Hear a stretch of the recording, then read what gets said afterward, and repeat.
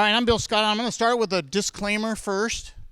I do not purport to be a person that knows everything about commercial fishermen. I just happen to be the son of a father who was a commercial fisherman and grandfather and a great-grandfather that were all in commercial fishermen in Huron. I'm a fifth generation Scott.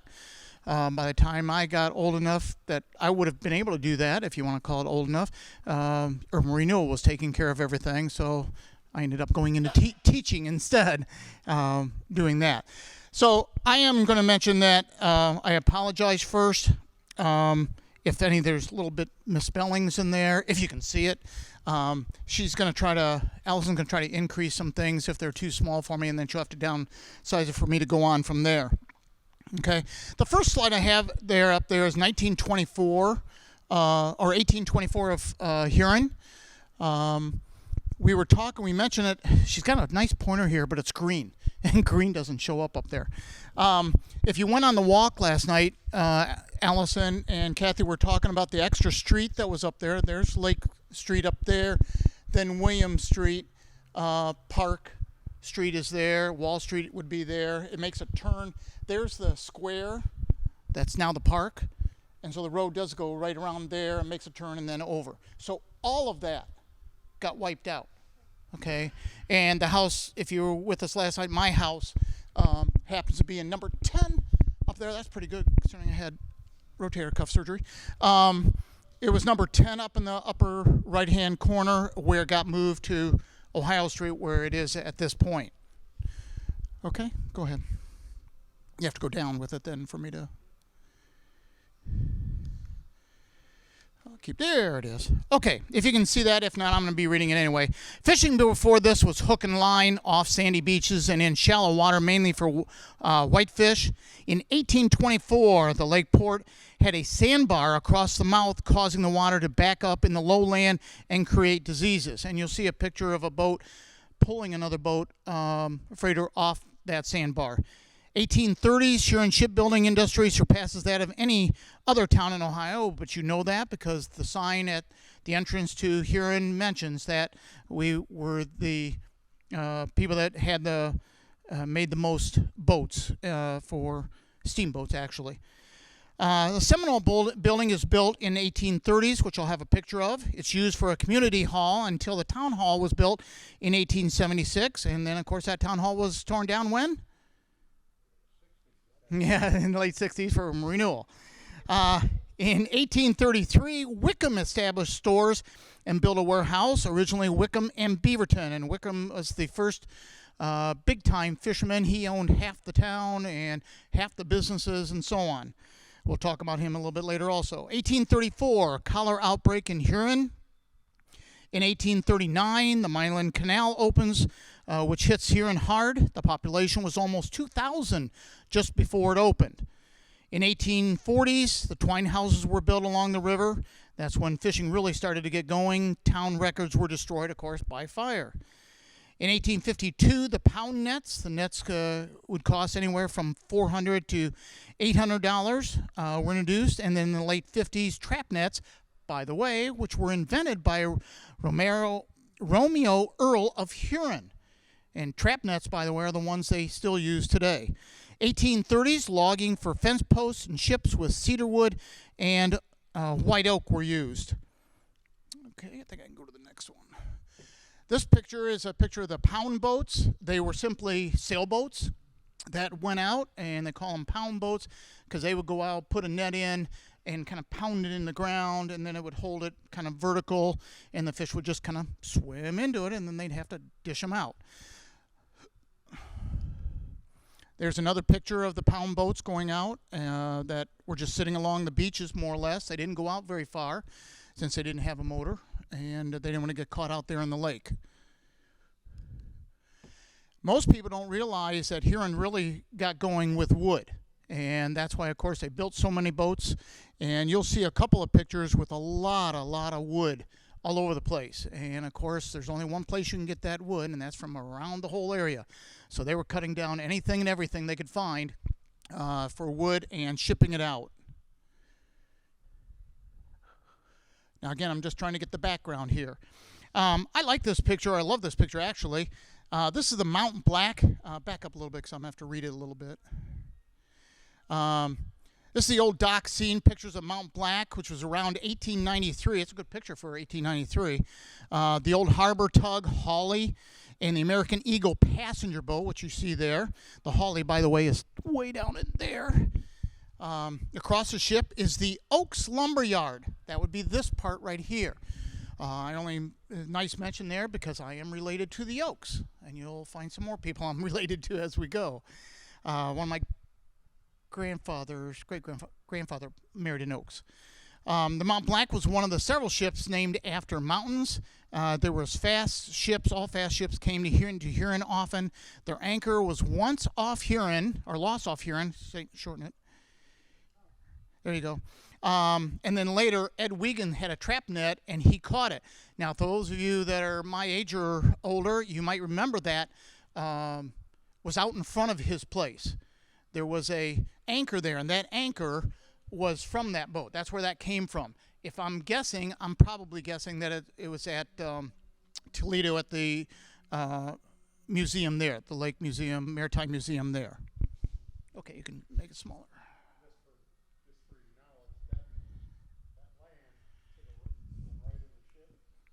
Right here. A little bit farther over is a line plant. This would be where the coal dock would have been, right there. Then you go a little bit farther over, but you're right. You go a little bit farther over and it is. Right. Right. This is the Seminole Building. The Seminole Building was actually the building that, like I said, was a city building. That's where they got all their community affairs together. I will give you a hint where it is, or where it was. It was at the corner of Main Street and South. Can anybody tell me what's there right now? The bowling alley is where the Seminole Building was. All right, keep moving along. A little history here.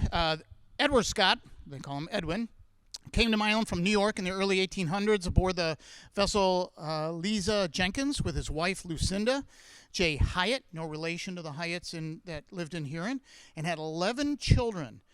Canara Scott, the youngest child, was born in Huron County in March 4th, 1856, and spent the first 15 years of his life in Milan, but then he began fishing in 1871 and came to Huron in 1877. Canaris married Louisa Oaks, there she is, and had 4 children. In 1883, he and Pete Hermas, who came from Prussia in 1868, started Hermas and Scott and became one of the most active fishing industries and one of the largest on the lake.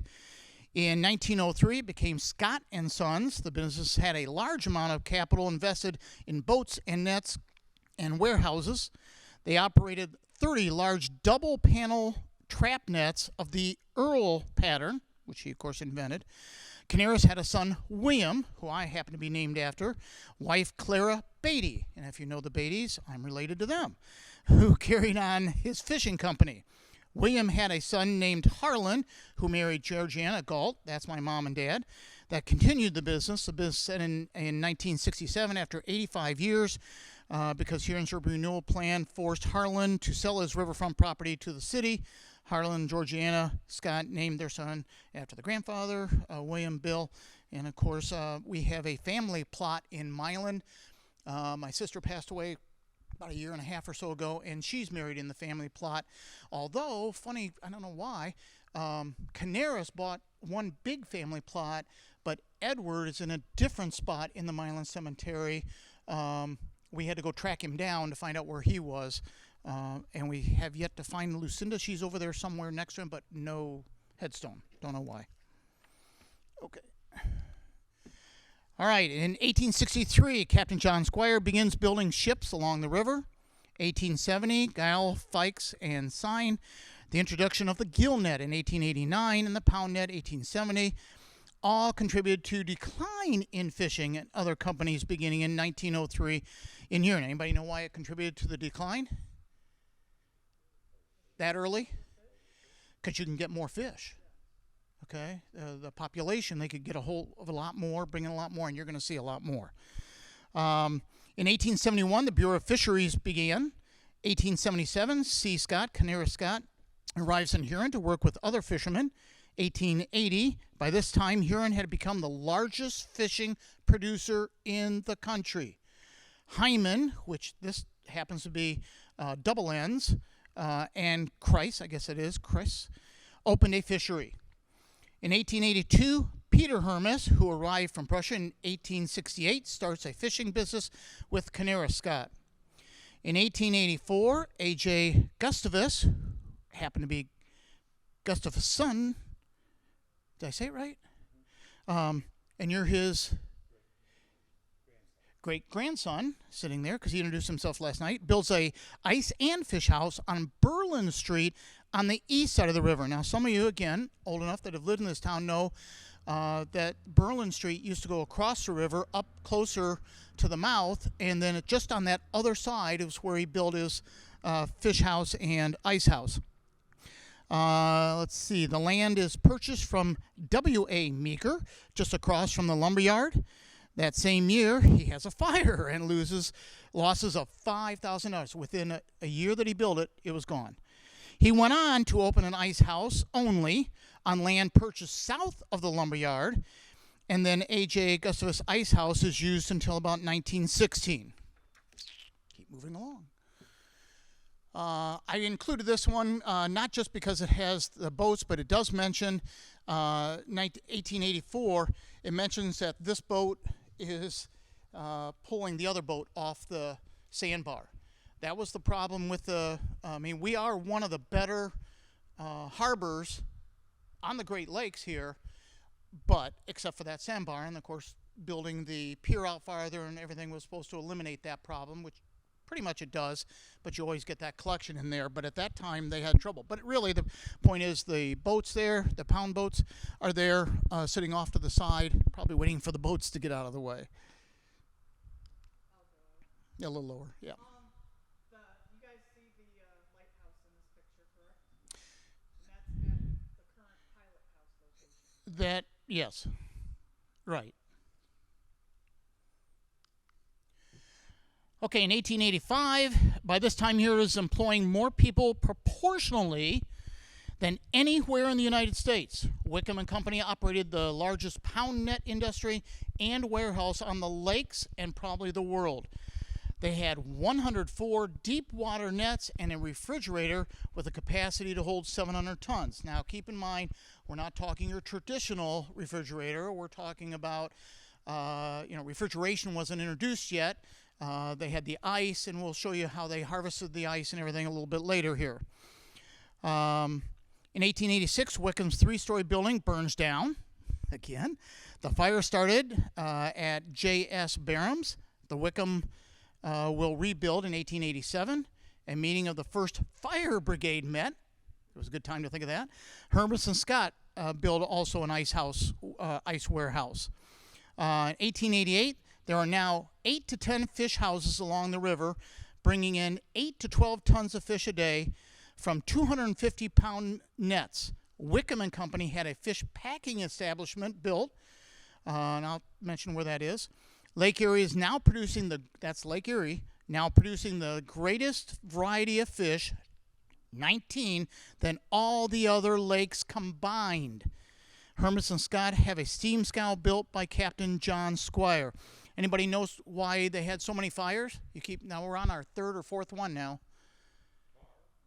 It was tar, and of course you didn't have electricity then, so they were having the oil lamps and everything, and you had straw that they were keeping in there, and of course it was just a matter of time for fires to start at some point. In 1889 to 90, the fishing business in Ohio employs 1,925 people.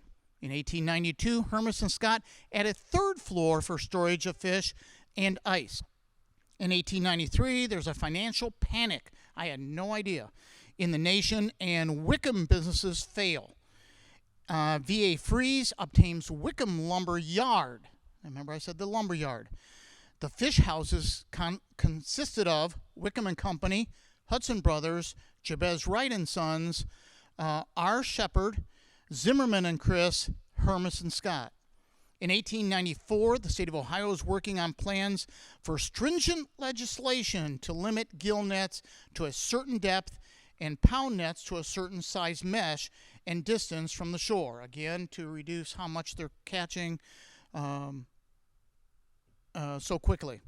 1895, Huron Fish Company forms, comprising W.C. Hyman, notice that's a single N now, same family, Canara Scott, Peter Hermes, I believe that's Henry Lay.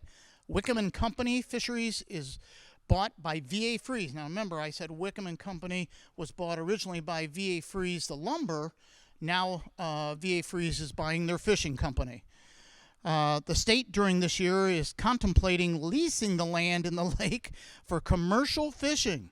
Also, gill nets must be confined to not less than 50 or 60 feet in the depth, and that all signing in inland waters be prohibited. Now, what that is, signings are the nets where they have the buoys on the top and the weights on the bottom. They simply go vertical and just sit in there, and they are supposed to catch them as they come through. The state would also like fishermen licensed, which they are, of course, now. And last but not least, in 1898, Huron fisheries include Wright and Son, Hermes and Scott, Henry Lay, W.C. Hyman, C.B. Chapman, and Freeze and Rand. Freeze fishery was then sold to Buckeye Fish Company. As we know, Freeze got out of the fishing business. New laws are now taxing the fishermen on nets, boats, profit, etc. They realize how much money they're making on the deal, so of course the state had to step in. In 1899, most of us know, Ed Kishman became manager of Buckeye Fish Company. And let's see what I got next here. All right, with all that background, the golden years of fishing were from 1890 to 1945, when the fish harvest in the lake peaked, making a lucrative livelihood for thousands of fishermen. Huron was said to have had the largest fishing industry on the Great Lakes. At one time, Huron employed from 100 to 250 men in the fishing industry or business.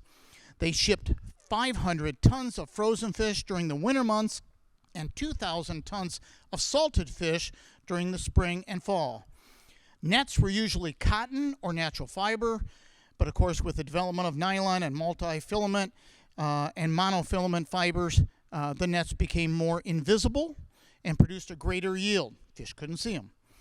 In the last 3 decades, there have been only 18 commercial fishing licenses awarded. That's as of 2019. Of those 18, approximately 12 or less individuals have multiple licenses. Get all my information out of the way here. Sorry about all the info here. I love this picture. This is a 1900 picture. You know, these are fishermen, and they look a little dressed up to me. But you can't see the names, but I can. You can go ahead and make it bigger. Going left to right, I have their names. Chase Oakes, Hubbard Hermes, William Dildine, Peter Hermes Sr., and then Jens Breckling on the very end. Now, I do not know the gentleman way in the back, or there's another one way off to the side, but these were some of the fishermen. Keep in mind, you don't have to own a fishing business to work for the fishing business. My dad employed a couple of people, I can remember when I was young, and Kishman and Wiegans, and they all employed people within the town. As we were mentioning, there up to 250 people living in the town, and that's what they did for the winter, or for the summer. Well, in the winter, a lot of them had other jobs. Like, for example, my dad would do a little bit of plumbing in the winter time when he had no other income coming in to supplement that. These are the different kinds of nets. We mentioned that some of these nets were made by somebody, the trap net, referred to the Earl net. The sign net, which is, again, the up and down vertical net with the buoys on top and the weights on the bottom. Gill net, similar to it. The pound net, which they started with. A lot of these overlapped, and then the trap net. Now, the hoop net And the troll net were very rarely used. They would be more, well, the troll net would be more for deeper, probably more the eastern basin than the western basin, because the western basin is more shallow. So you don't hear much about a hoop net or a trawl, but you hear about the trap net, which is the one that's in use now. In fact, the only one that the state will allow you to use. Pound nets and gill nets are not allowed anymore, and sign nets are not allowed anymore. This just happens to be a picture. To give you a reference, this would have been right across from the docks. This happens to be Hermas and Scott. Give you another good reference. To the west of there would be the Presbyterian Church. This would be VA Freeze right here. Okay, so this would be the last spot that Scott had a fish company, because Hermas and Scott was also down by the pier. I'll show you that. There's Hyman and Son, which eventually became Wiegand's right there. Again, just to give you a reference. Again, another good picture of the barrels of fish. Some of you might recognize this. This was the old corner in the town where you came around the corner right here. That was a bar, Guns and Hausers, if anybody remembers the town. Actually, right here was where my dad's fish shanty was. You go to a little bit to the left here. Who am I thinking of? The milk. Yeah, the dairy. Yeah, the dairy was right over to the right of there, but these were right out in front of it. They are waiting for the trolley to come down. I don't know if you can see the tracks. I think they're right there. The trolley coming down to pick up the fish that were put in the barrels. And a lot of those barrels were made in Huron. I only throw this one in.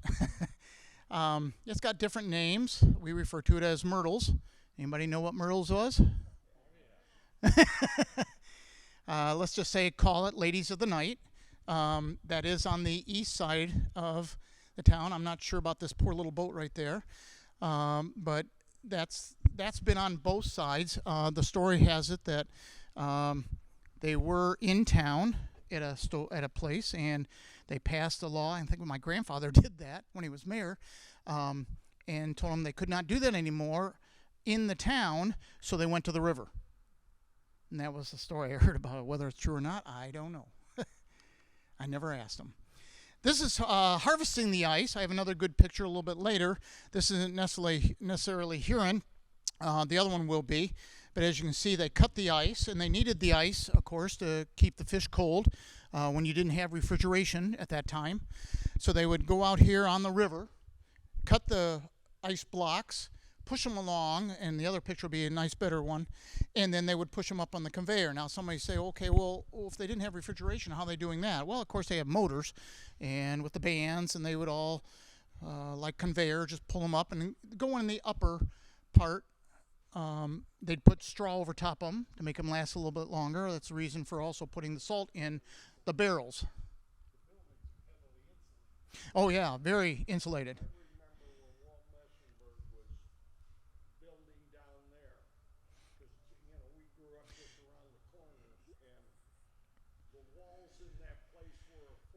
Yeah.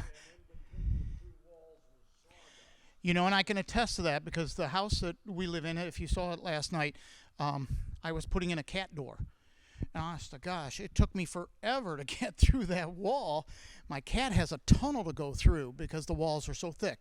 And so, yeah, I can, you build the houses now. They're lucky if they're half a foot now. So, yeah, they made them so that it would last. Okay, in 1900, Freeze and Rand Fisheries sell to Buckeye Fish Company. Ed Wiegand begins fishing in Huron. Government fish hatcheries are open now. 1901, fisheries in the town.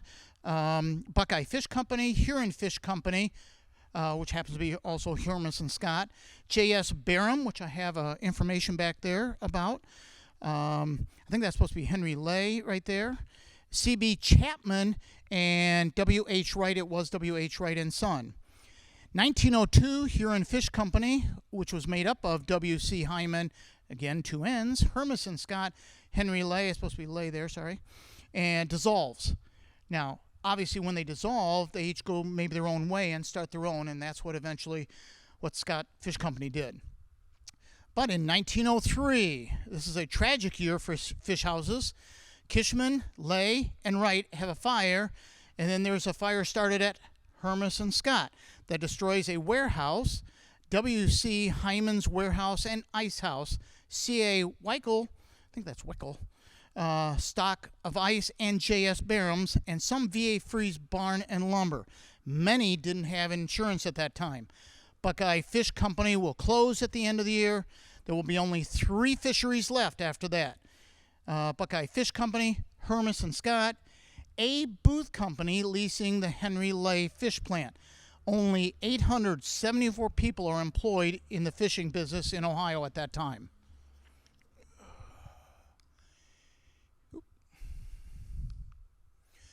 Okay, Wickham's, just kind of digressing just a little bit there. Wickham's, as I mentioned, was big in the town, but he didn't last long in the town. He did buy up a lot. He did have his own fishing, cannery, lumber. He was in mercantile. He had a lot of things. But I think he overstretched himself, and then when they had that crash in the late 1800s, that affected him a lot, and he had to sell out. He did go on to, I believe it was Buffalo, and started another fishing company in Buffalo, so he didn't just stop there. He did move on to Buffalo. We have a lot of his old letters down at the Historical Society. But you can see it's a canning place where they really did everything in their building. Okay, I mentioned the fire, the way I understand the story, which I never got any of this information from my dad. Okay, he died early, 1978. My mom went on to live until 2011, but never heard any of the stories. I guess I didn't ask the right question, but I ran into this article later, which was about that fire. And the story goes that the day before, the wind was blowing out of the northeast. The next day, when the fire was, it was out of the south. And the story goes, if that fire had started a day earlier, it would have burnt the whole town down. Luckily, it went the other way. And I say luckily, even though some people lost their equipment, places are spread out more there. You know, there's some land in between a lot of those places, so it was jumping from building to building, but not as bad as it would have been if it had gone from the northeast and pushed it south. So that was the story, I understand. And again, like I said, a lot of them were not insured for that. 1904, Hermison Scott dissolves their partnership and sells to Booth Company out of Chicago. Canara Scott rebuilds and starts Scott Fish Company. He operated 30 large double-panel trap nets. The industry is close to being wiped out. Buckeye Fish Company receives a short lease on Wickham Fish Packing House with 14 nets and 1 boat. New laws concerning the types of trap nets are being enacted. Only Buckeye Fish Company remains, but they will close at the end of the year. In 1907, Hermes retires and Kishman buys Buckeye Fish Company. And of course, we know Kishman had a couple other places, which we'll talk about. 1901 to 1907, Huron and other communities begin having trouble with thieves stealing fish at night. That means they would literally wait out or go out in boats and start stealing the fish. And a reward is eventually offered for their capture. In 1908, the total amount invested in the Ohio fisheries amounts to $1,222,000, of which 99% pertains to Lake Erie. There are now 2,054 people employed in the fishing business in Ohio. Now, again, keep in mind that fishing business is along the lake, not along the rivers, because they were not allowed to put their nets in the river. In 1910, Huron is the center of the largest fishing industry on Lake Erie, and the estate of Valentine Fries constructs a larger lumberyard, and most of us know where that was, right at that turn in the middle of town. Back up. I'm not sure you can see this one. This has a breakdown the fish that were caught from 1908 to 1966, and I will post it back there so you can see a little bit better, but I'm going to point out there are some fish that are still caught to this day. You know, carp, walleye, yellow perch, suckers, but some of the things that are not caught anymore are blue pike. They're gone. Northern pike. They're gone. We still got the whitefish that are still gone. So some of them literally were caught to extinction. Not there anymore. Although you can still catch some sturgeons here and there. I saw somebody caught a big one the other day.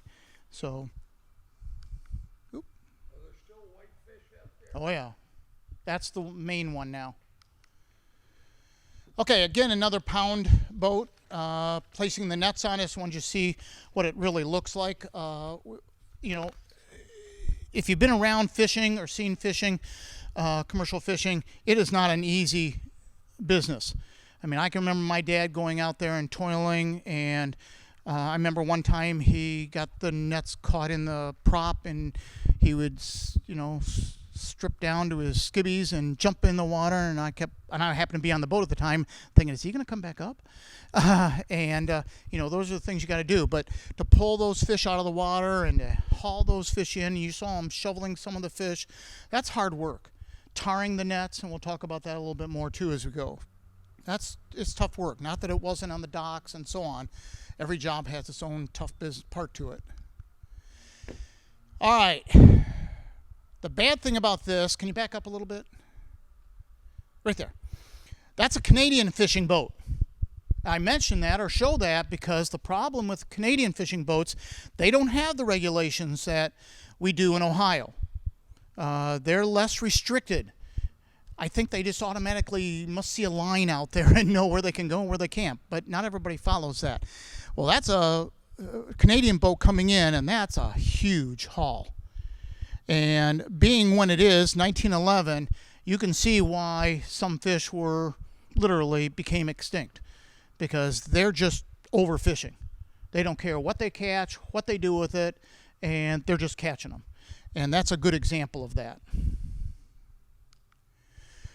Okay, in 1911, laws begin to enact to limit where you could put your nets. 1912, Kishman has a fire at their fish house, of course. In 1914, Albert Matt, some of you might remember him, lived down the street from me, obtains a twine house along the river for fishing vessels. 1917, Kishman rebuilds and continues Kishman Fish Company.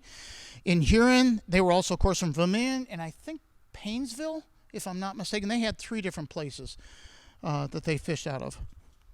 1920, pound net declining in use and discontinued in 1936. In 1920, Steve Meeker obtains a fish house and begins some fishing.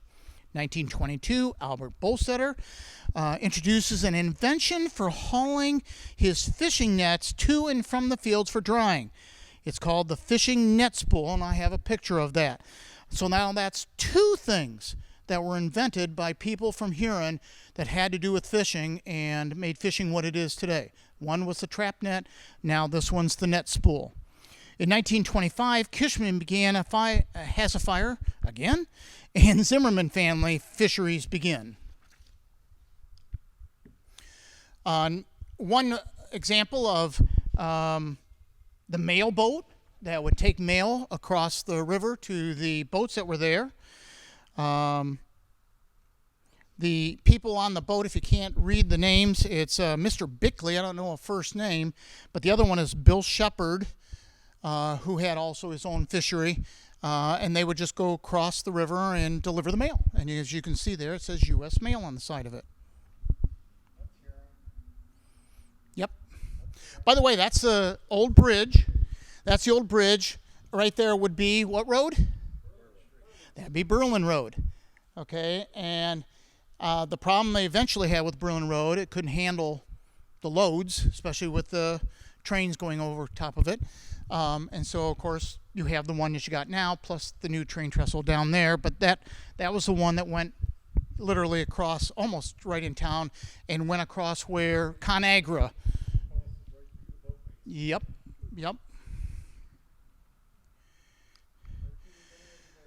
Another good example of trap. Now, you can back up a little bit. Or a little bit more. Okay. This one I don't agree with. It says trap net boats leaving Huron. In 1912, building in the background are twine houses where nets were built and repaired. The photo was courtesy of Ed Wiegand. I don't agree with it necessarily because I think this is the west side of the town, and so the boats are actually coming in, not going out, in my opinion. So this would be some of the twine houses off to the side there. Fish houses, some of them stored the twine and so on. Okay, that is 1912. I'll get to some newer ones. Oh, this is a good one. This one we have down in the Historical Society, and when I first saw it, I thought it didn't have this little sign around it which tells everybody's name, which I'll mention here in a minute. I didn't know what it was. I thought for sure they were dedicating. They're all lined up there, nice flag. I even got my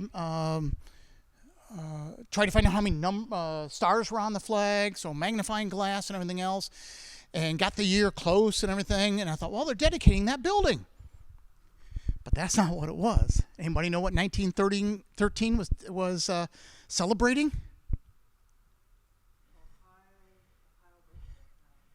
What happened in 1813?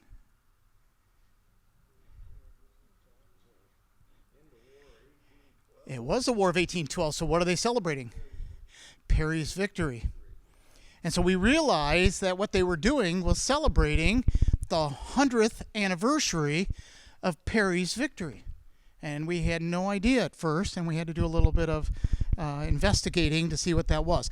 By the way, that building there is the ice house, part of it, store nets and everything.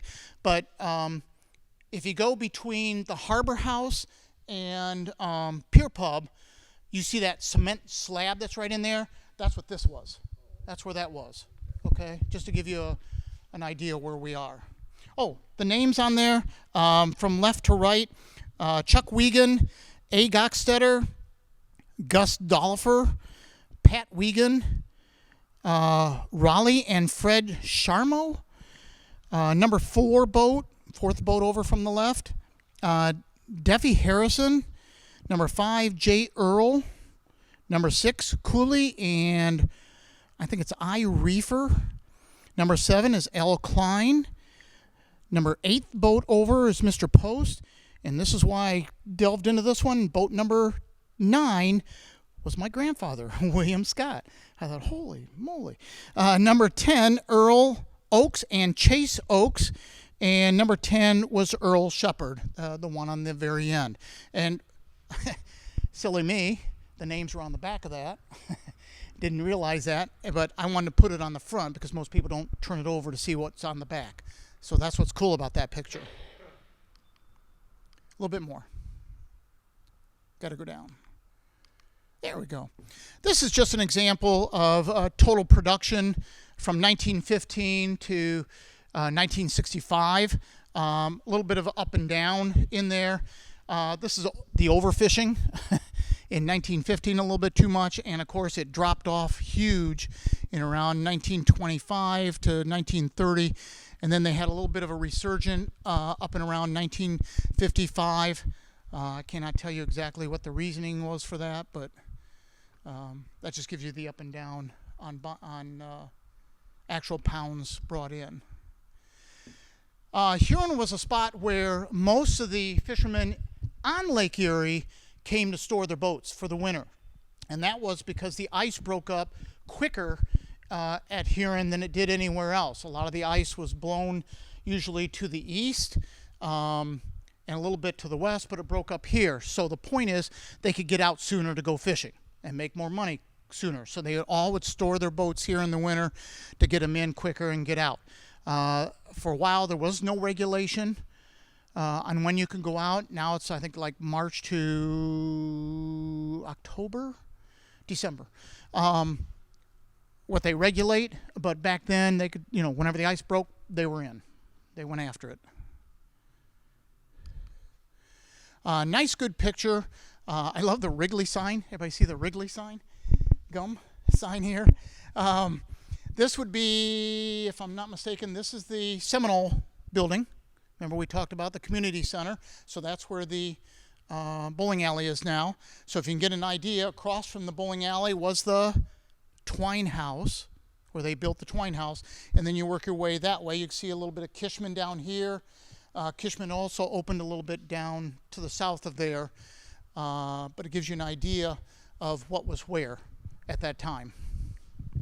Those were big buildings. You know, they weren't, 2 or 3 story buildings. Again, another pound boat that went out, but a little bit more with an engine. Also, what's interesting about this one, here's all the fisheries. I'll have a better picture a little bit later to see the buildings along there. But also notice, here's the coal docks over here. But most people don't remember the iron ore out there where the lime plant was, that there was actually something way out there also.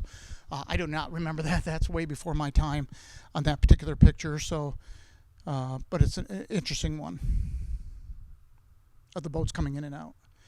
There's the nice one of Huron, and they're harvesting the ice, bringing it into that big ice house that I pointed out.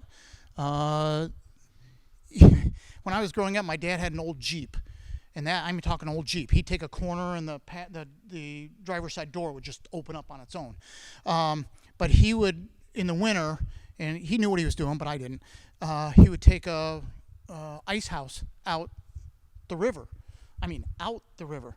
And I remember sitting in the Jeep saying, "You sure about this?" And, these guys know what they're doing. And that has to be pretty thick before you can go out there and walk on that and cut them. So they're about 4 inches thick or more, obviously cutting it off. And they would cut them starting here, work their way that way so that they could push them this way to the conveyor belt and up into the ice houses for the fish to be kept. Obviously, Statistics about how many lives were lost? I do not, and that is a good question. That's got to be extremely dangerous. Yeah, I have not heard of any, through some of my reading, I have not even heard about fishermen going out and losing their lives, but I know it's happened. I found an article about my grandfather, William, finding a body that had washed up when he was out there, but I've never heard of necessarily a fisherman. That's something that would be nice to look up, maybe to put a plaque out there or something, but that's a really nice picture of the river with the harvesting. Okay, there's that fish house. This is South Street right there, and that of course would be Pier Pub right there, that little place. I had a pointer, but it's green and it doesn't show up. So there's where that cement would be that we see now down there if you go down there. Most of the twine houses were along here. You saw one over there last night if you went on the walk. And then that, you got people in town who, "No, you can't put anything up there. I can't see the river." You couldn't see the river back then. So hopefully nobody complained at that time, because there was no way you saw the river. There were so many houses along there, fish houses along there. Very rarely did you see the river. But that's a nice picture of it. Yeah.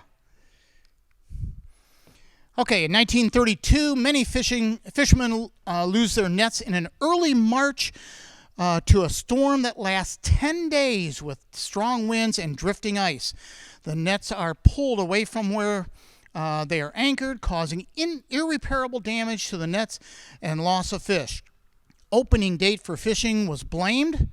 Not sure about that. They can't blame the weather for that. The fishermen that had 99 nets out in the lake somewhere near Huron during this time were lost. For example, A.D. Bowsetter, William Scott, James Post, Becker and Rymiller, Alfred and Lester Zimmerman, Robert and Lee Zimmerman, Gilbert Shue, Christensen, George Dollifer, Milton Shirley, and Klein and Steigman. It may have cost as much as $20,000 back then. That's a lot of money to replace nets and equipment. So, nothing you can do when you get nets out there. I remember Dad, when there was a storm, he would worry about his nets being out there, and you're at the mercy of Mother Nature, and there's nothing you can do about that. So are you related to that shoe then? Nice. Some of you might remember this boat. This is the Buffalo. I believe it was Ed Wiegand's or Kishman's. It wasn't my father's. His was the Billy J, and he had a steel one eventually that was called the Avis E. I happen to remember those names. I got to drive them. That was my excitement for the morning. But that's what they look like. And we'll talk about the new place that's down there now, the new fishing business that's down there. But that's what they look like. And of course, they would have to haul all those things in. Those were very sturdy boats. I never remember my dad having any trouble with the engines. Now, whether he took care of the engine or not, I don't know. But they were very well taken care of. They don't have the regulations then that they do now, which I'll talk about a little bit later here. But they were nice, good boats. Some of you might recognize this building if you can see it. I'll give you a hint. It's right next to Spitzley's. It's just north of Spitzley's, if I'm not mistaken. It's that duplex that's right there. If you look closely, you'll see it. The doors were opened up here, and that's one of the fish shanties. They didn't have them just always on the river. They were off to the side. You see one down there now. Yeah. Oh, yeah. I can remember playing in, I think it was one of Kishman's old ones when I was young, and there was nothing in the building, and I was just playing around in there with a friend, and we came along a gravestone. We didn't stay. I don't even remember the name. I thought, I don't think so. So we ran out the building. So another view, you'd think, wow, that's really built up along the river. Again, nice scene. I think that boat's called the Tacoma. You notice that one's a little more closed in, and the reason for closed in is they actually process the fish. You can't do that. I mean, right now, you cannot bring in fish and have them already cut the heads off, ready to go and everything. That is not allowed. The state will not allow that because you got to come in, you got to show them what you got, they got to weigh them, they got to measure them. I mean, there's so many regulations to make sure you do things. Back then, they were ready to go by the time they got in. And Canada was the best at it. And that's where, of course, you get most of your fish anyway, unfortunately. Okay, in 1945, Earl Gow begins building boat in the area between the car bridge and the train trestle on the east side of the river. Ed Wiegand also starts his own business. 1947, the Seminole building gets torn down to build a bowling alley. 1949, Ohio leads all Great Lakes in tonnage. That's Ohio, with 26 million pounds of fish a year, mainly blue and yellow pike and yellow perch. But that's 1949. 1950, Kishman Fish Company with 10 boats. That includes Vermilion and probably is Painesville. Huron Fish Company, operated by Lay Brothers, Wiegand Fishing, and Scott Fish Company. 1952, commercial fishing is a $3.5 million a year business in Ohio. Ohio employs now 2,200 people in the fishing industry, and the equipment costs $7.5 million a year. Wiegand Fisheries haul in a 5-foot, 50-pound sturgeon. Now, I remember my cousins coming up from Tennessee wanting to catch a sturgeon, but a 5-pound, didn't somebody just catch a big, huge sturgeon on the lake somewhere? I thought I saw it in the papers, but that 5-foot, 50-pound sturgeon is huge. By the way, the meat costs $1 a pound. That's kind of expensive. Caviar over several dollars a pound. 1953, when I was born, the sports fishermen and the commercial fishermen worked together to fight off the pleasure boaters, complaining about the number of nets being allowed in the lake. That should be interesting. 1960, Wiegand goes out of business. Okay, now we're starting to have some trouble. Again, a good example of the catch that came in, and that was, can you back up? I don't know if I got the 54, I think. I didn't have it on there. I think it was 1954. I only like this one. This is one of their boats. This is my grandfather, and this is my father, Harlan. I do not know the other gentleman. You can get the good look by the truck back there, which is really cool. By the way, you can see that roller. I don't know if you can see it way up there at the top. There's a roller up there, and I have another picture of a truck that has on it. Remember, somebody invented that in Huron. But they're unloading the fish, and again, that's hard work to get all those fish scooped up and throw them in the cans. And by the way, these are not boxes. See the cans? They used cans because they would stay colder longer, and then eventually it went to boxes. And they throw the ice that they had refrigeration too, so that worked out a little bit better. Anybody know what building this eventually became? That was the Twine House. Nice picture, and maybe that was the one I went into, and there was the gravestone, and I said it isn't going to happen. But about that time, it was in bad shape, and you could walk in there at any time and have a lot of fun, play Army or something. There's an example of one of the trucks.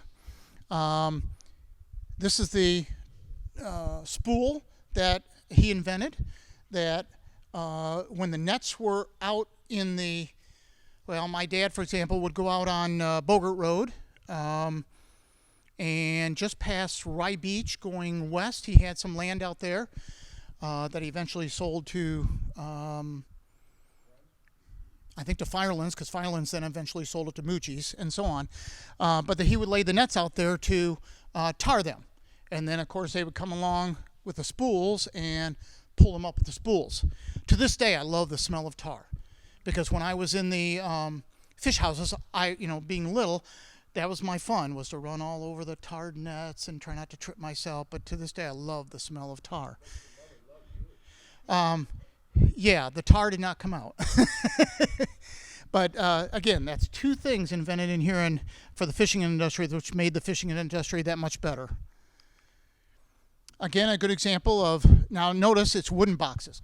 And I can remember the wooden boxes. That, by the way, is my dad throwing the fish in there. Now, again, I remember eating yellow perch. But to this day, I still don't glow in the dark. You're not allowed to fish yellow perch. I mean, the commercial guys, because of the mercury. Still to this day. And that was always the scare, was a mercury scare. And but I remember eating yellow perch. I loved yellow perch, even to this day. Yeah, everybody still does. Those are the best. Whitefish are good, but again, nice catch. There's the Venus with that catch there. I think we had that one already. But again, you can see how much it is. Okay. This shows you some of the places had their own business. This one happened to be my parents and my grandparents. That is my grandmother there and my father there. Some of you, if you lived in town, might remember this place was up in front of Scott Fish Company. It eventually became, I believe, a dry cleaners. Thank you. I was thinking laundromat, but it was a dry cleaners eventually. I can't remember the name offhand. Yeah, right up front. So when they didn't need it anymore and they simply did the fish from behind, they let somebody rent it. But I remember, selling from the freezer there, and I didn't, of course. I was too young to do that. I remember helping him cut the heads off the fish and then pass them down the line, and somebody else would clean them. My dad. That was my job. Okay. There's Ed Wiegand, that's spelled wrong, 1961, and that's my grandfather. Those are the boats. There's the coal docks in the background there. Those of you that were with us last night, and I talked about my house, the big one, my mom's house, the big one being brought in, it would have been brought in just a little bit north of where that is, and come straight down South Street. But that's that little area right in there, and those are the ropes with the anchors that you see right behind that. They're standing with. They were great friends. In fact, I believe his daughter lives in Milan, and I think she's like 104 now. I think she's still alive. I went and talked to her one time and had a nice visit with her. Again, we've already seen the bottom picture, but the top picture, this would be VA Freeze right here. This would be my dad's fish house. Now, keep in mind, remember it burnt down way back when, and they rebuilt it, not with wood. They went to southern Ohio somewhere to get a certain kind of block. So that's block right there. Wiegand's down here. He did the same thing, and then, of course, another older building there. But these were the fishing boat. In fact, that may be my little 14-foot lineman sitting right there.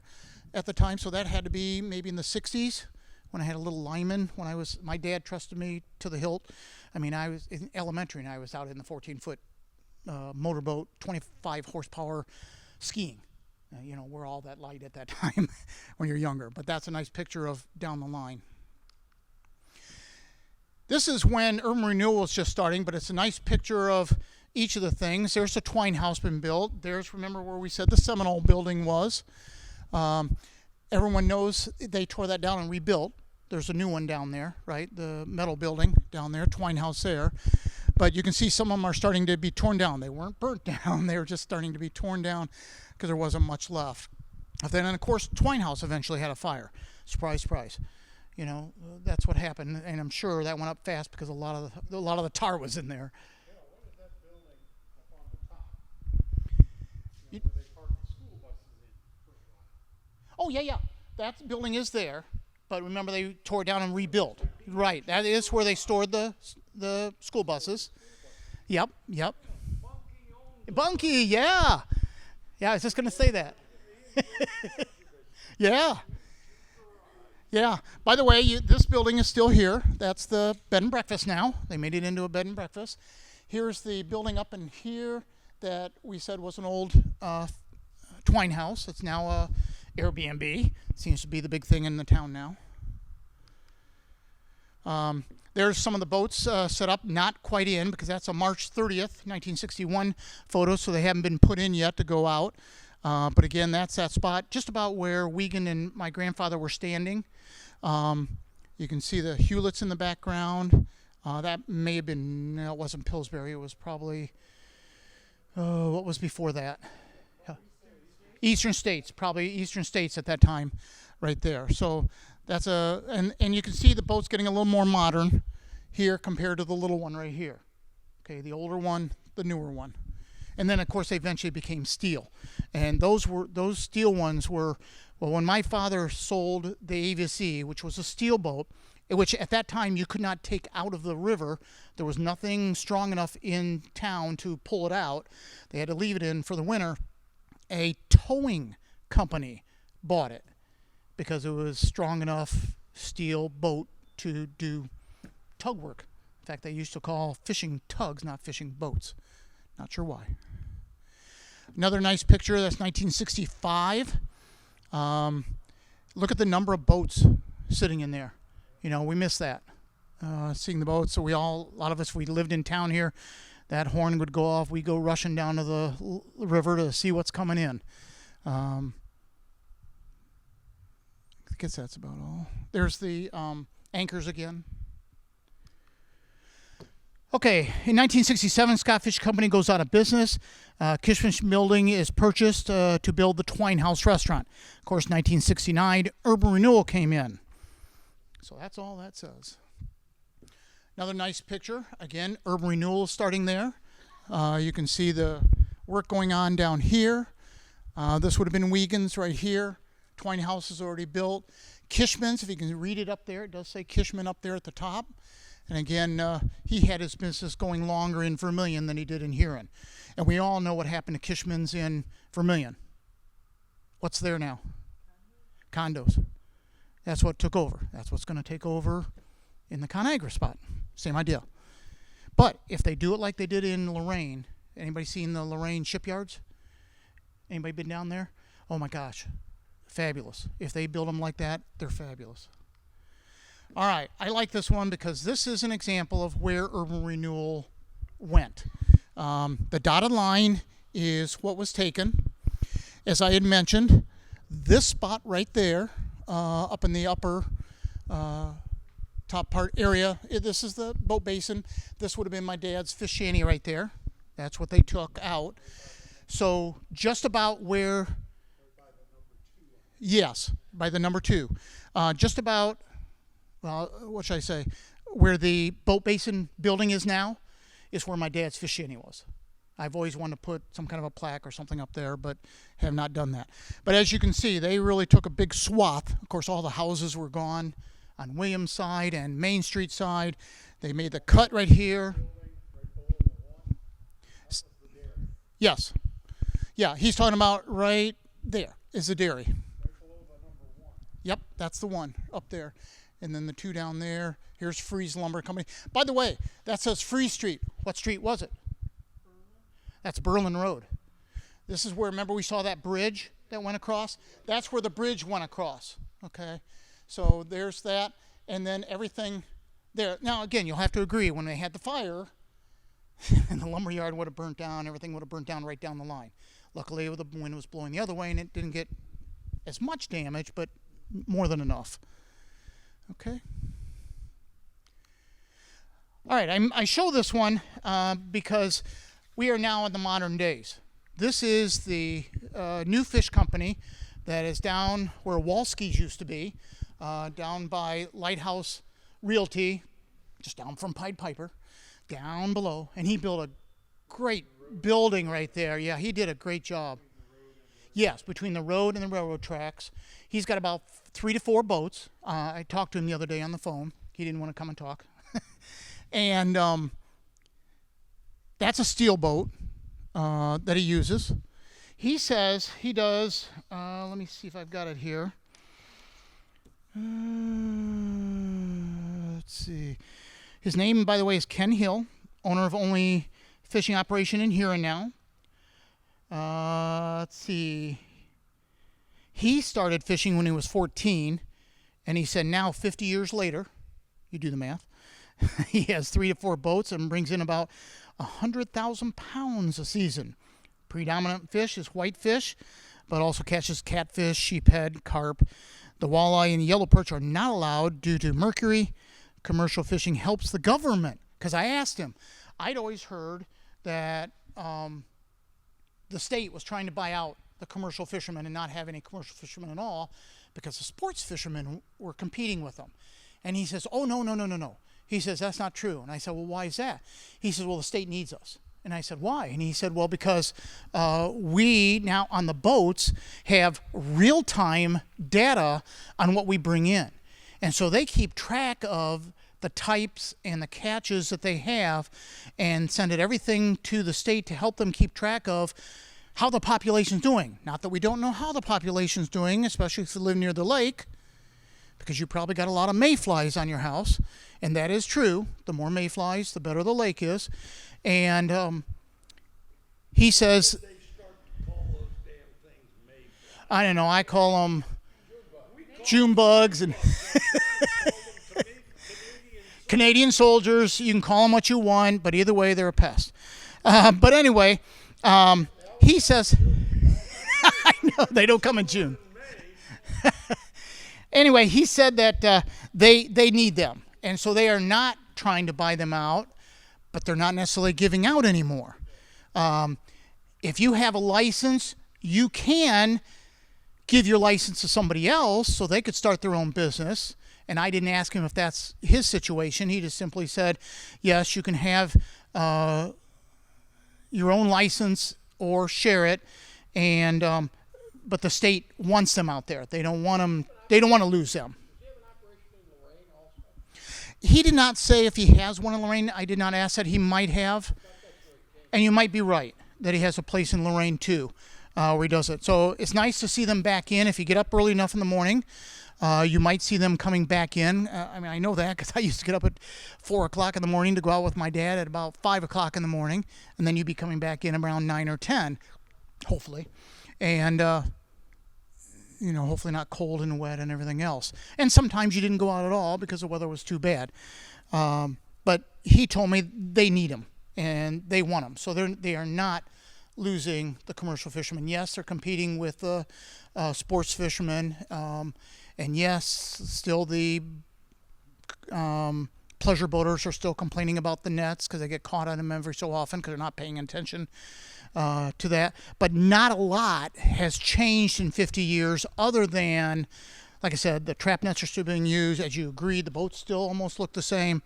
The only thing that's really changed is how much they're keeping track, how much the state is helping them keep track of things. I even asked, the new geological building that's down Harbor North, I believe it is. He says, yes, we do sometimes work with them. I know they keep track of more of the depth than anything else, but they also work with them on the fishing and so on. So it isn't a lost situation. What do they do with the perch? I mean, they'll throw them back in. Yep, that's all you can do, because they get, again, they are kept track of right now. Okay, we're talking nowadays. They are being kept track of out in the lake, so they know, the state knows where they are at all times, of course. But when they come back in, then there's got to be somebody there from the state that also looks at what they brought, measures them, weighs them, keeps track of them. So, I mean, there's a lot of in and out stuff that they've got to do. And I said, a lot of paperwork that they've got to do every year to keep track of everything for the state. So hasn't changed much. Fishing, still hard, still almost the same catches with a few exceptions, but more paperwork, I guess is a good way to say that, which is true about anything. The more we have, the more we keep track of. Anybody know why the fishing, other than overfishing also and the mercury, what else affected the fishing? Last but not least, zebra mussels have gone in. The population from 1915, we'll even say up to the 1960s and everything, just went kaboom. And Chicago got huge, and Detroit got huge, and Cleveland got huge, and Buffalo got huge. And what happened when those cities got huge? What did they do with the sewage? Straight into the lake. And even the boats were dumping. And all of those things affected the fishing.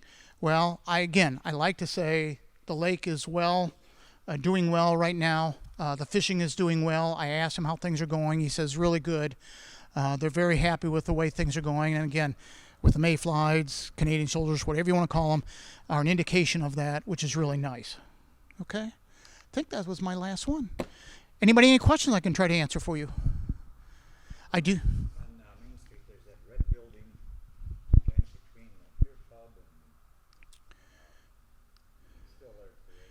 It's a ramshackle building. Yes. Oh, the red building. Yeah. Bob and Lee had that. Yeah. They call it Willard's Loft. Yeah, it was a sale. Yeah, he does. He does some literally sail. Boat Center was in there also. Yes, Boaster was in there. And they do some work on sails for boats. I don't think he does anymore, does he? Yeah. Lives in one, owns the other one. Right, because he lives in the other one, the other white one next to the old fish house. You're right. Right. So, yeah, they are the last of the fish houses. Even the old fish house wasn't, there were tons of fish houses down there, even where the old showboat was. That was huge buildings from there south. Well, even when the two of us were kids, or Steve was a kid, there was a lot of those. There were still a lot, right, when we were growing up, even that old. Exactly. That building that you're talking about, that was Bob and Lee Zimmerman's building. Right. And that's why I say I remember the Zimmermans fishing. The one guy that I remember, the last guy I remember, I don't know if anybody knows Bud Blau. And I did a talk on this one day, and Bud Blau's daughter was there. And I went, oh my gosh. And I know where they lived. I used to deliver papers to him when I was little.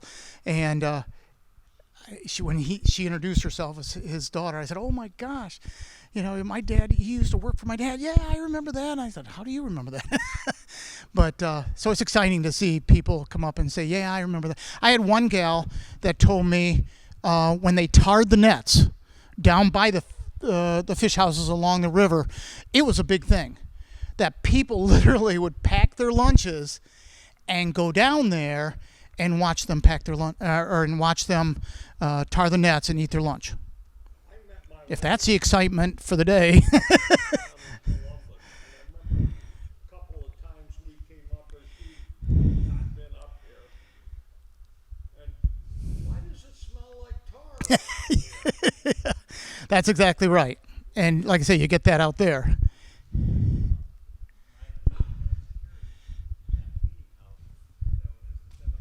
Yeah. I do not. I don't have much on the Seminole Bill. We have a little bit, but it didn't necessarily say that. I think they were just one of the tribes at the time, and they were naming them after that. But again, the Seminoles were everywhere.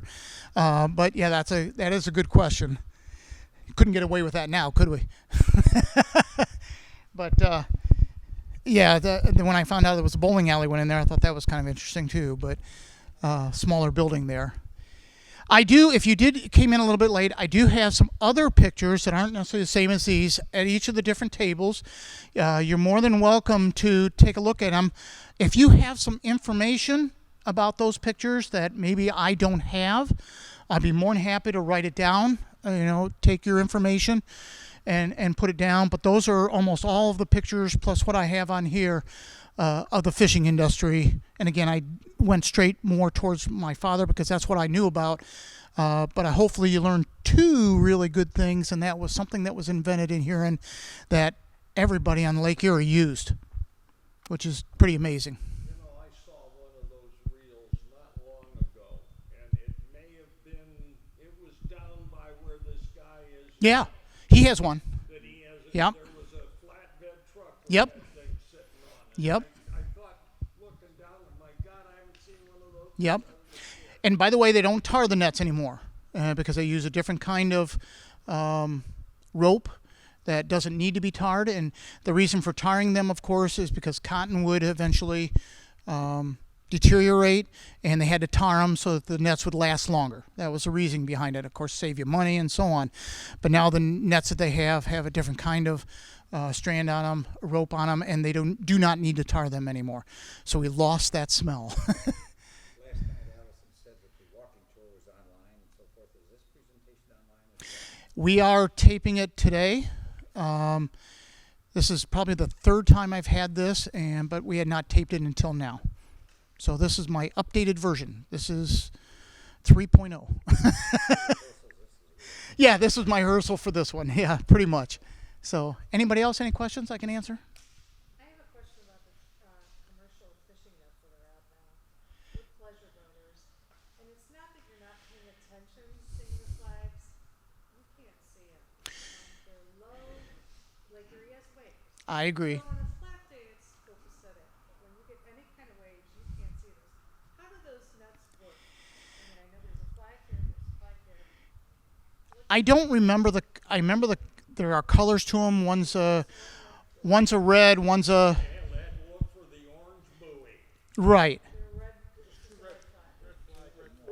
Right. Right.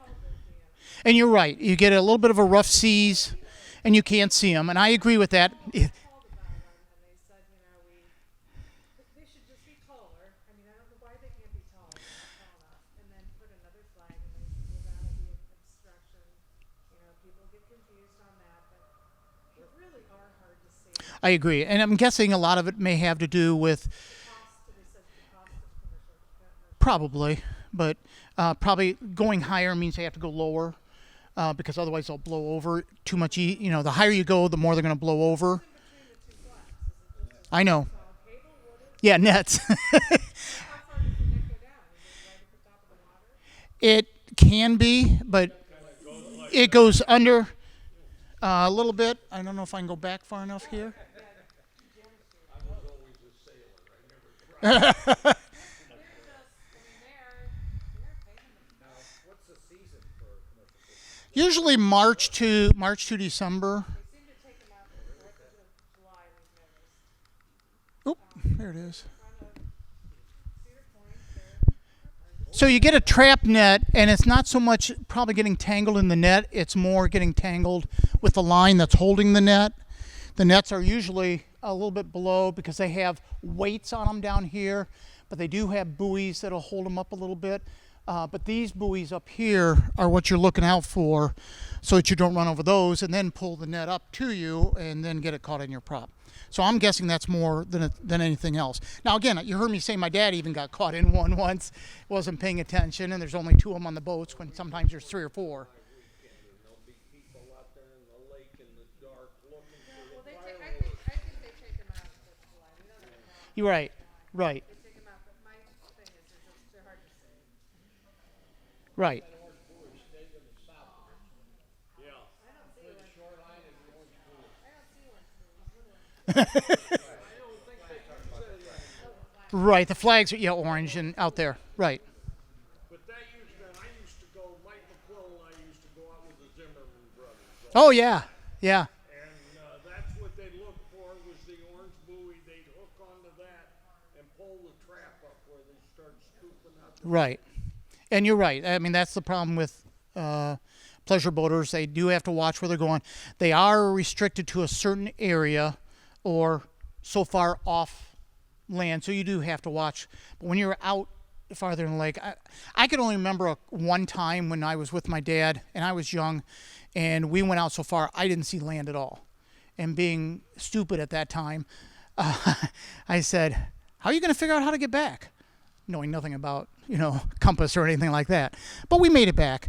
But yeah, sometimes those nets were way out there, and I don't know how far they're allowed out. Again, some regulations have come in, I'm sure. It used to be, but now it wasn't. When my dad went out, that was more than a half mile. It had to be even a mile more and more. So yeah, that'll happen.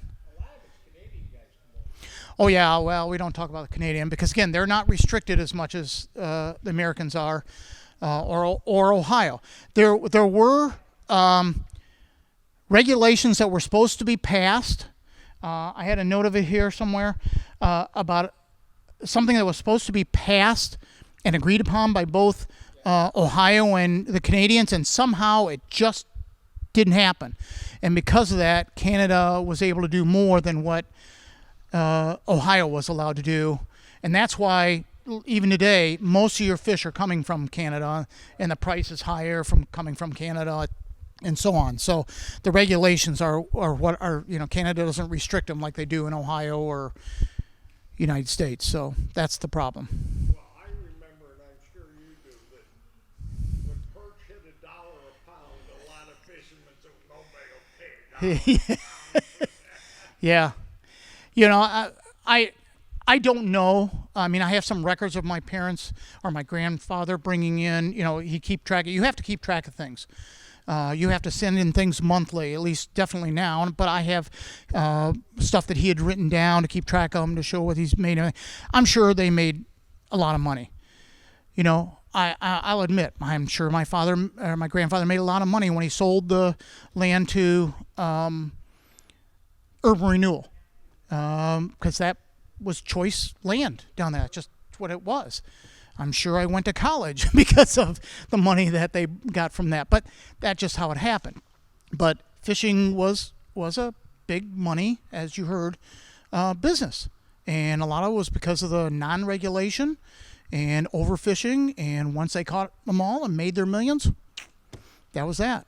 So, but it's now coming back, and that's really nice to see. There's places, a couple in fisheries in obviously Port Clinton. There's one in Sandusky. Lorraine has them. I'm sure Ashtabula, Conneaut has theirs out there. I think so. Right. I mean, they are few and far between because, like I said, there's only about 12 licenses out there. Doesn't that guy who likes landing just look for carp in Sandusky Bay? Some of them just look for carp. Yeah, they go shallow and they don't look for that. Right. But whitefish are the main one they bring in now because they can't have yellow perch and whitefish, he said. They're the same thing as what Lake Superior. I couldn't double check that. They're the same fish. Yeah, whitefish, catfish, sheephead, carp. Those are the main ones he's allowed to keep. Other ones you can't get. But again, some are extinct now. You don't get them, the blue pike and so on. They're not there anymore. Sturgeon's there, but very few and far between. They're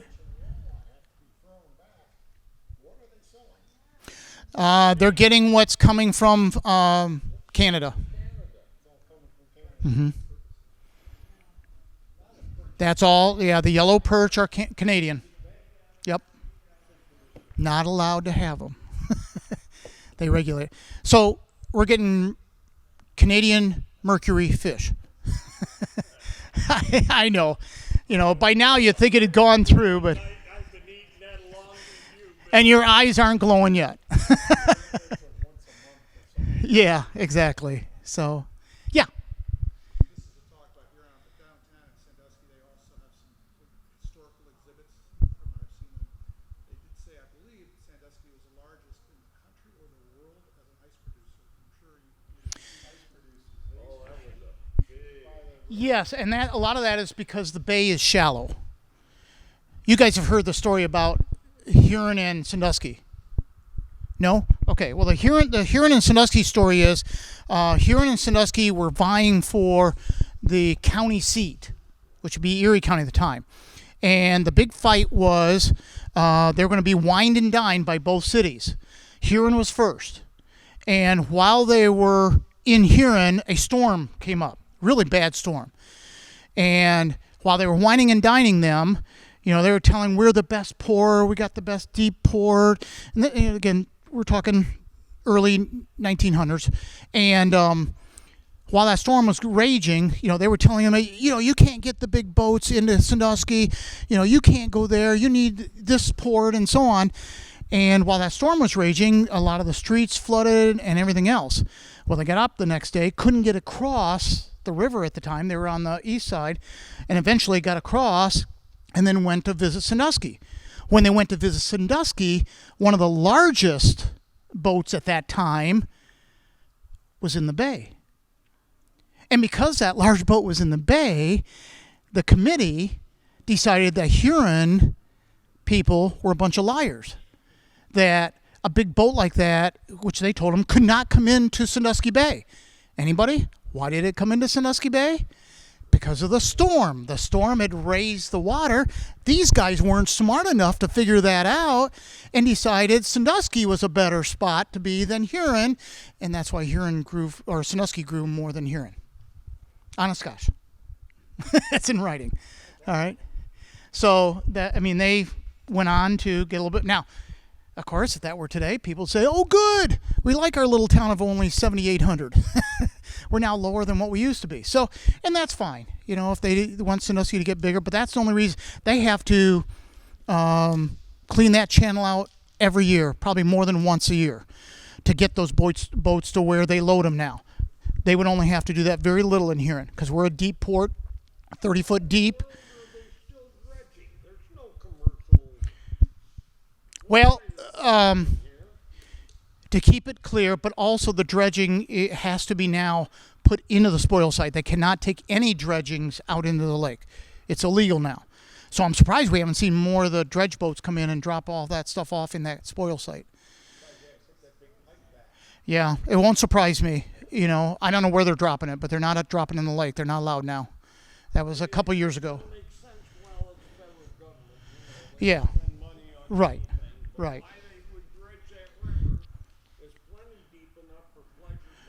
Right. Well, to get back to the ice, the reason is the bay is shallow. You're lucky sometimes if it's 7 feet deep, and so it freezes quicker. The river does not freeze as quickly because it's deep. That's why when you go to Lake Michigan or something like that, it's cold. It's deeper, so it's colder. That's why there's more fish in Lake Erie. It's shallower. It's warmer. The fish thrive better here than they do there. Yes, you get the bigger fish, the bass and so on. But, you know, you heard me say we get more variety here than they do in the other Great Lakes. And that's because it's a lot more shallow. Have there been significant efforts to reintroduce some of the fish that used to be here? I think they did that, and I can't tell you which ones they did. I don't know that information. Yeah, that was their biggest effort, was the coho salmon, was to put them in, maybe some of the types of walleye and so on. You know, they got the hatchery over in Fremont. Yeah, they got one over there too. Right. So they've got a couple hatcheries around here where they drop them in, but I have not heard them try to do the blue pike or anything like that, reintroduce those. And it may be because the feeding areas for the blue pike are not there anymore. And maybe the zebra mussels had something to do with that too. I know that affected some of but actually zebra mussels in the end helped clean up the lake, you know, more than anything else. But at the same token, they also took away the food from some of the feeding fish. And that's, you know, still part of the problem. Now, again, I'm not an expert at this, so I'm just telling you what I know.